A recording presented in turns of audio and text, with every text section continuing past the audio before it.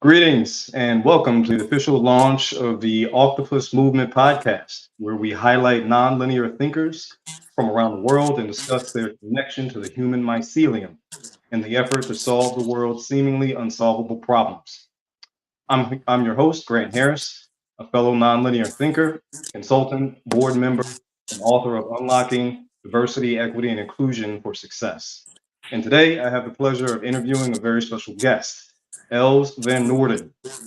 Els is a former Dutch and Olympic shot put champion and a visionary for bridging traditional practices with innovative solutions. We'll discuss her journey of creating sustainable and inclusive environments for future generations, how nonlinear thinking drives her, the role of education in creative problem solving, and the importance of the human mycelium in spreading innovative ideas globally. We only have 30 minutes, so let's dive in. Hi, Els. So glad to have you.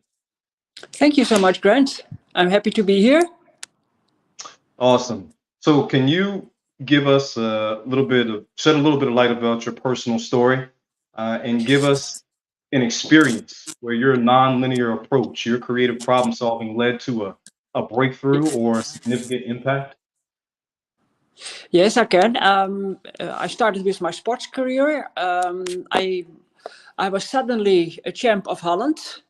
And then they sent me away as a much believer sporter with a lot of talents to East Germany. So I was training and teaching by a professor behind the wall. Because I was very fast, and in Holland they didn't know what to do with me because I'm quite different than other people at that time. And in East Germany, they were very happy that I was thinking bright, that I was thinking that I can do things very fast. So then after 2 years, my coach, Professor Bouwersveld, asked me, do you like to go to the Olympic Games? I said, well, that's a nice surprise. Let's go. Let's do it. And I, at the Olympic Games, a finalist, and I was, I suppose, the best of the whole world. And I had only one country from East Europe before me. And after 10 years, I know that they were using doping. But no problem for me, not at all, because I was clean and I love to do the sports. And I was staying finally at 6 from the whole world. But there, in East Germany, I learned a lot. So they are developing people by being a human. You were a human and then you were a sporter. And then they realized that I can do a lot more than that. So you can use a lot more for getting one result. And I loved it still. So that was a little bit about my sport career. And it was a seed was planted for me to go further my whole life, to let grow the seeds and do different stuff. Wow. Well, I wish that I had an opportunity to be invited to go to the Olympics. So that must have been a great honor. So It was in Mexico.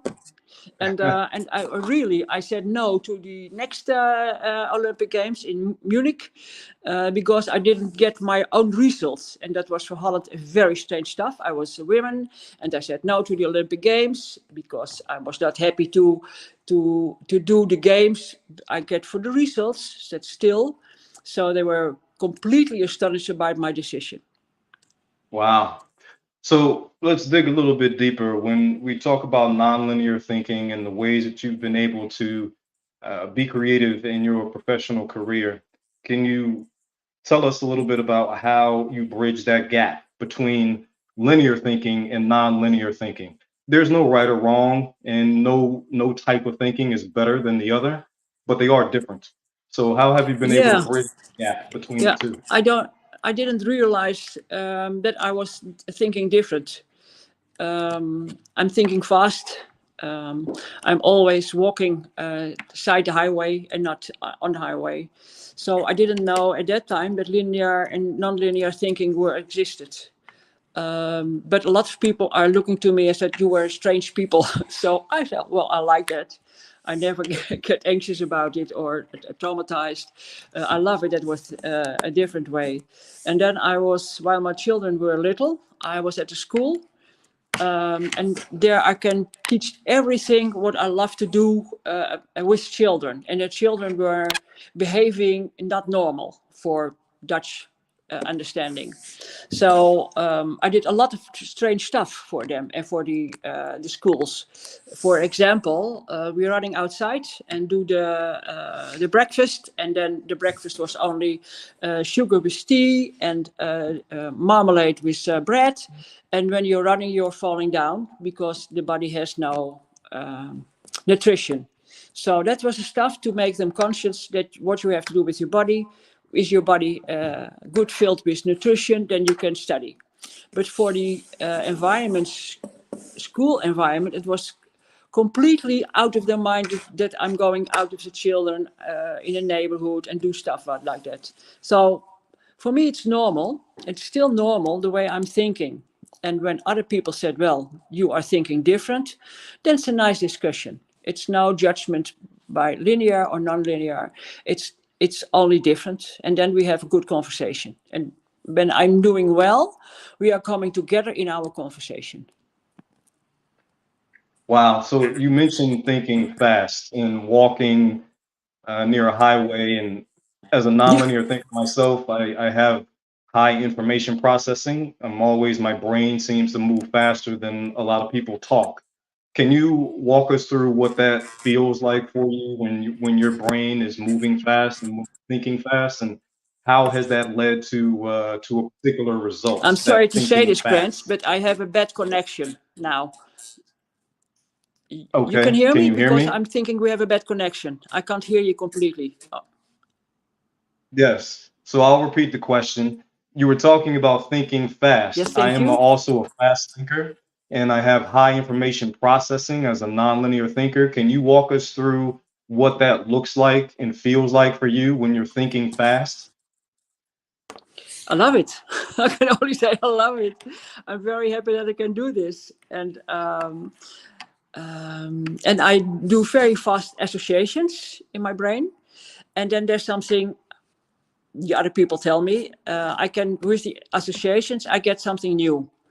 And I don't know it by myself. And I love that because a little bit naivety and playing, that's very important for me. So other people are telling me, tell it again, we don't understand it. And then I'll explain. I'm never angry about it. I always like to explain. But I think the most important stuff that I can very fast make associations. And then there's something new.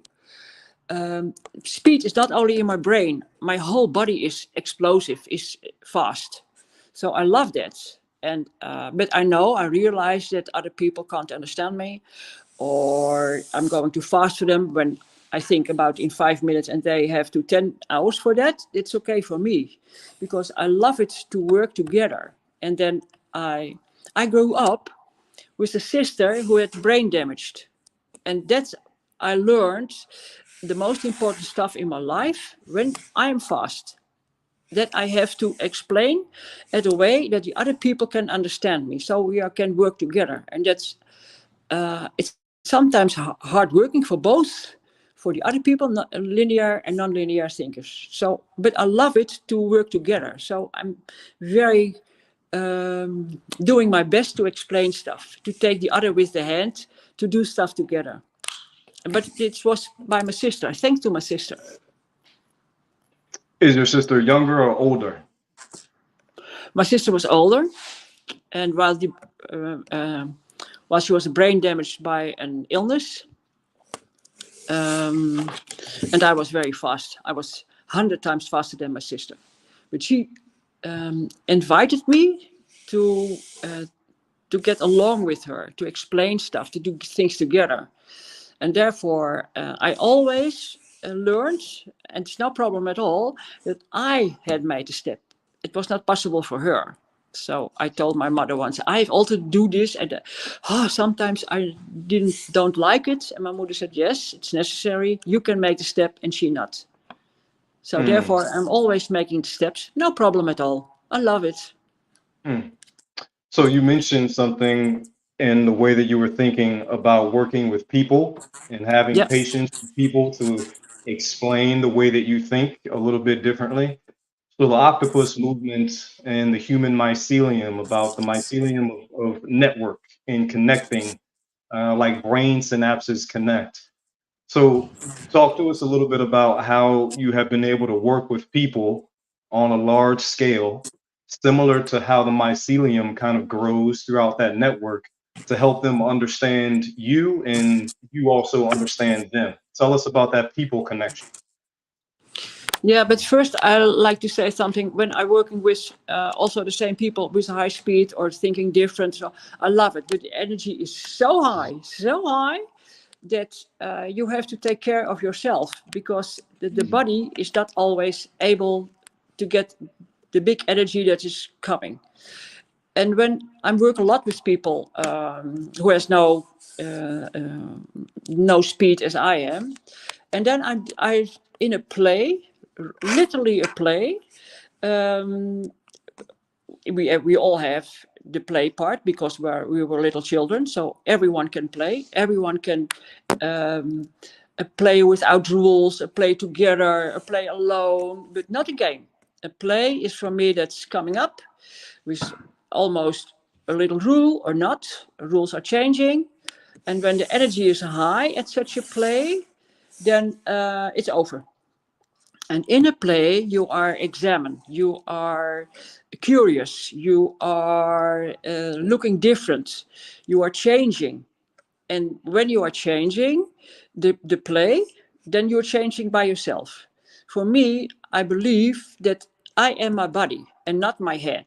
My body has a lot more intelligent systems than my head, but it works together. You need all those parts. But for me, from the sports world, I am my body, and then I know a lot about it. So that makes me also different for people who has no idea that they are in the body. But I'm always, most of not always. That's a lie, but most of the part I can take people with me in a play, and then we are playing together. And then I'm a loser in play. Always, I can't play only at my way, but it's difficult together. And then we have laugh, and humor is the most important thing to coming together. It's say I'm answer your question, Grant. yes, thank you very much. So in terms of the work that you've been able to do outside of sport, there's always a problem. And part of the goal of the octopus movement is to help solve the unsolvable. So tell us about a problem that you've experienced in your time that either you were able to solve and you moved on to something else, or something that you're still working on and you see it as a global scale that you apply your thinking to. Oh, there's a lot of questions for me. Where I'm busy now, I write articles in Dutch and podcasts in Dutch about play. And now I'm doing research for myself while I'm thinking that in the play are existing emergency. That's a way of creating new stuff. For example, when you're baking a cake, then you have the ingredients, and when you have a cake, there are no ingredients. In a play, it's the same way. In a play, there's something new, and that's changing you.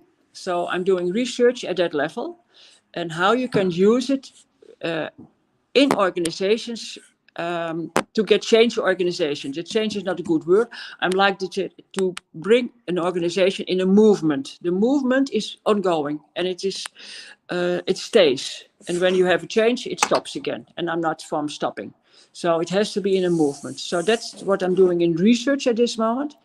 And I need other people, because there's no, it is very hard to search for knowledge.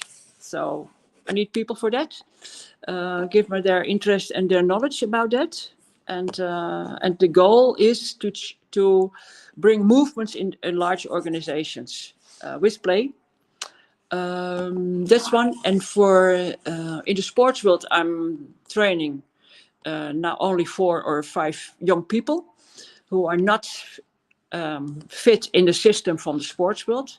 And I do it by WhatsApp. I'm the first in Holland. I'm giving training by WhatsApp for years. For example, there is one in America, an ice skater. And well, I train him with WhatsApp.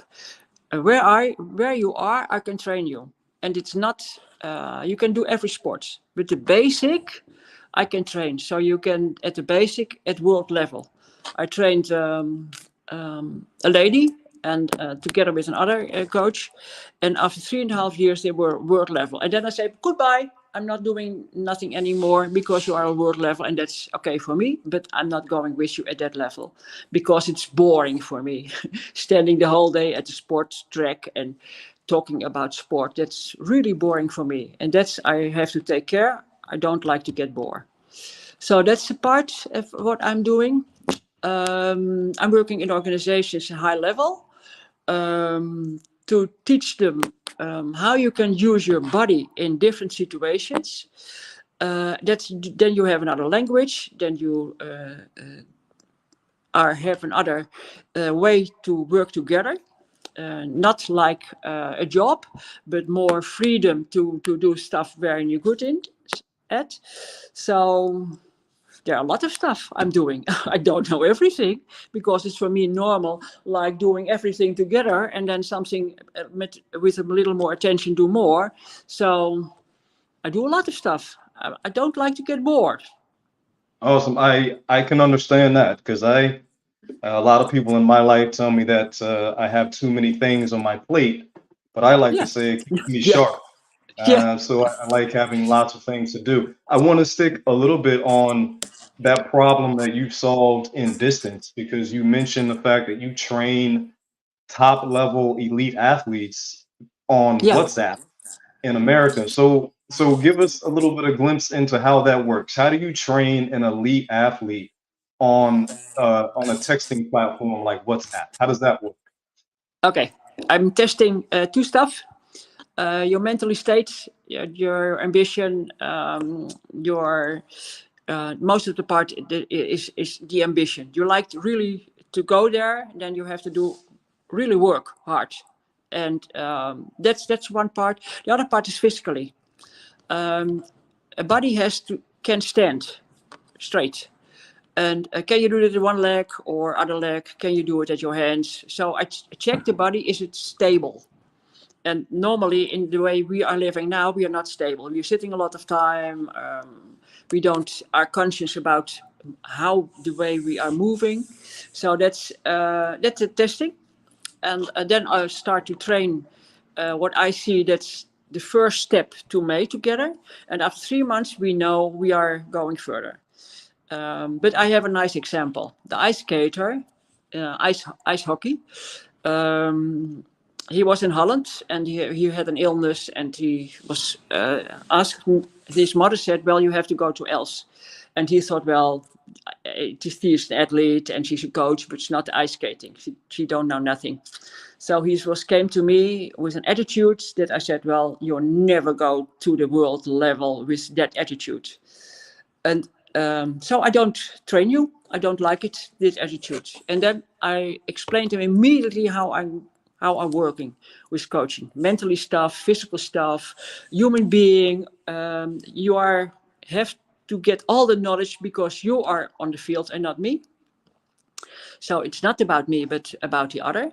And then he said, well, can I train still with you? And I'm training him a year. And he is living in America. I do it WhatsApp. Every Thursday I speak with him WhatsApp, make the schedules for him, and then he show me how far he is. And so I promised him, and he has the attitude to go there to get world level. But I know that when he is for me an 8, then he is growing by himself to world level, and then I'm letting go. And he can do everything without me. So that's the way I love to train. And they're coming from me with 17 years old. And then most of the time it is till 20, 21. And then I say, well, you can do it by your own. That's very important for me. You don't need me at world level. It's Wow. explaining. It's quite a story. I mean, every athlete, every sporter has his own story. I was a tenniser, a girl, and they had no character for winning. So I trained her now for 2 years, and most of the time I trained her character. And the physical part, she loves it, but the character to win, that's the most important stuff. Oh, I would agree that your attitude and approach to life is more important than anything else that you could put into it. I want Yeah. to, as we wind down, I want to revisit your focus on the body and the focus on movement and play. So I've been researching lately and working with counselors and talking about somatics and how the body connects to the ground, it connects to the environment around you. So can you talk a little bit more about how you have been able to connect your body to the environment around you and that they interconnect and interplay? Oh, you are asking very interesting stuff, and how I can explain it to you in a few minutes. For me, everybody can move lightly, fluently, and rhythmical. And rhythm is the most important stuff. Hard and long is rhythm. Is your rhythm. We have it all. So when you are looking to children, they are moving light. It's always very nice to look how they're playing, how they run. So we have that all in our body. But what's happening, that the world is coming with a lot of stuff, judgment, school, whatever. And then we forget what we can. Everyone can do this. For example, when you are sitting now with a heavy feeling in your whole body, feeling it's heavy, and when you are feeling light, because the body loves to feeling light, then you are looking around, then you can see more, then you are getting happy. Then everything what belongs to feeling light, feeling fluently, is coming to your body. Don't, it's not a real problem. You can only switch in language. There's only one word where the body is react on. That's light. When you are walking and you are telling yourself, well, walking light and I'm fluently, then after 1 minute, 2 minutes, the body is doing it because the body loves it. But that's most important stuff for the brain, for everything you can do. When it's heavy, you are only look to the table. You can't see further. You get ill from looking further. But when you are light, you can see the end of the street. You can see the sky. You can see everything. And that's very important for your brains. They have to feed like this way. For this is the basically. When you, everything what you are doing, when I'm sitting here, I'm sitting light. I realize that my English is not so well when I speak the whole day English, but I'm feeling light, so it's coming. I'm not doing trying my best or something like that. It's coming. It's come for me at a very easily way. So that's when you are has your body in that state of mind, you are spontaneously. Spontaneously for me is that somewhere in my body, my brains and my intelligence that are in my body are connected at a way that surprised me every time.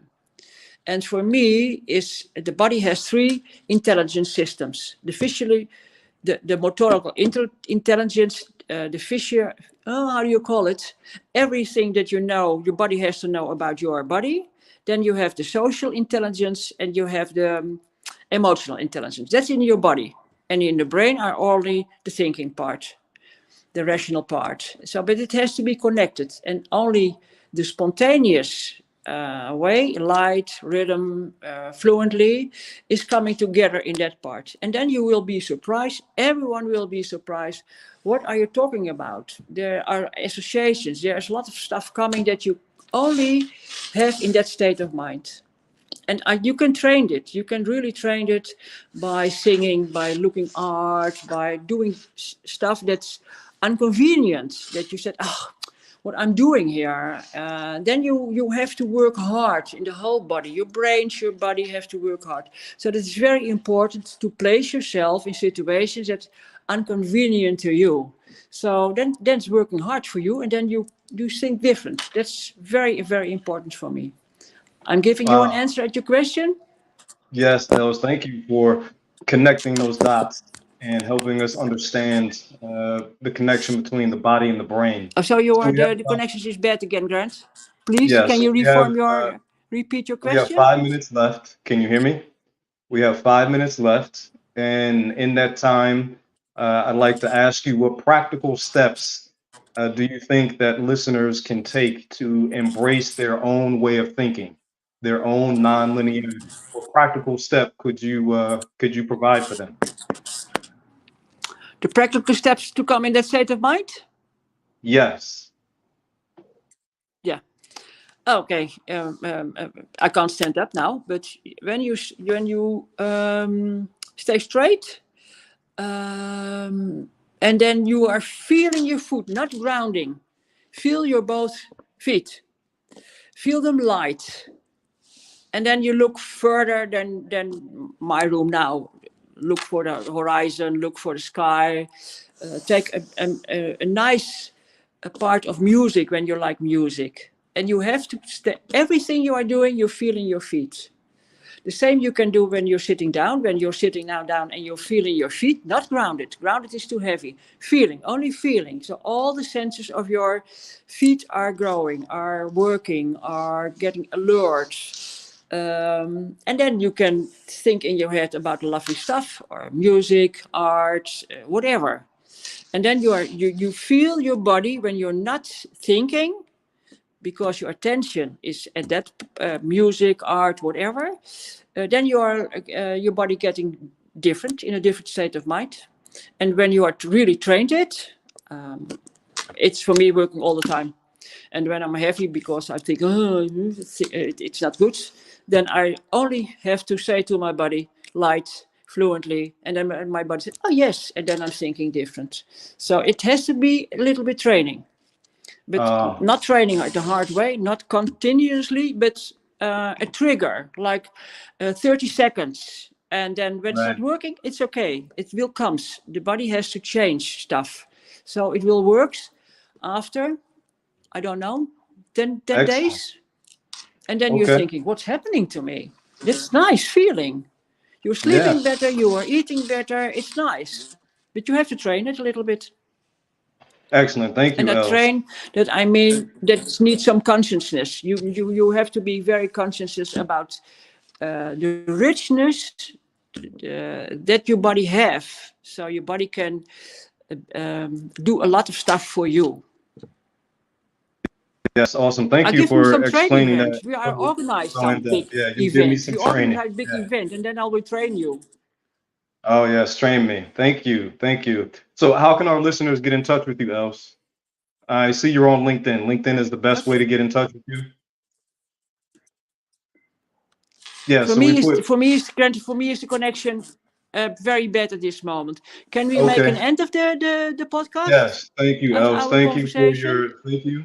We'll let you go. I'll stay on, but thank you very much for your time. I appreciate you sharing your story about how you connect the mind and the body. Thank you, Els. For questioning, but Grant, when there are questions about what I'm telling you, Perry has all my Yes, we how do have you your call it? My contact address, my information. telephone numbers, my Excellent. Thank mail you. address. Yeah. So when there are questions, they can ask me. Yeah. Yeah. So, to our listeners, thank you very much for tuning in for the first episode of the Octopus Podcast. If you have questions or feel inspired to join the movement, please visit octopusmovement.org for more information. Remember, there is potential on each of you. Embrace your unique way of thinking and join the movements. I'm Grant Harris, your host of the Octopus Movement Podcast. And until next time, keep thinking. Thank you, Els. Thank you too, Karen. It was a pleasure to me.